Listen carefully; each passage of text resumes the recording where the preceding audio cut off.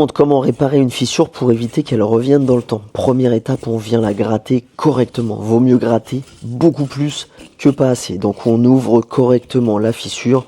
Moi j'aime bien mettre des coups de cutter un petit peu dans tous les sens pour être sûr d'avoir bien gratté correctement. On vient gratter aussi avec une lame à enduire pour enlever tout ce qui ne tient pas. Une fois que c'est fait, on vient mettre un bon coup de dépoussiérage avec une brosse à épousseter. On enlève le maximum de poussière qu'on peut et on va venir appliquer une couche de peinture d'impression. Très important de venir bloquer le support pour être sûr d'appliquer l'enduit sur quelque chose qui est propre, sain, sec, sans poussière, pour être sûr que l'enduit adhère correctement.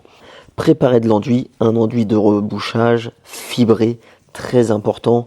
Ne viens pas reboucher une fissure avec de l'enduit de dégrossissage par exemple ou de l'enduit de lissage, parce que tu es sûr que ça va pas super bien tenir, ça va pas être correctement solide et ça va peut-être creuser beaucoup plus qu'un enduit qui est vraiment fait pour.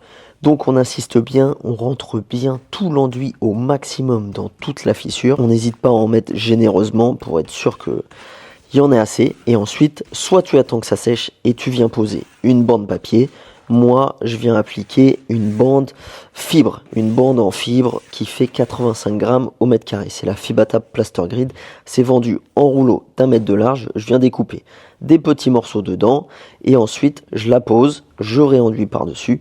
Et maintenant, la fissure est correctement réparée. J'aurai plus qu'à attendre que ça sèche pour venir remettre 1 à 2 passes d'enduit par-dessus et ensuite à venir faire 2 passes d'enduit de ratissage avant de venir poncer et peindre.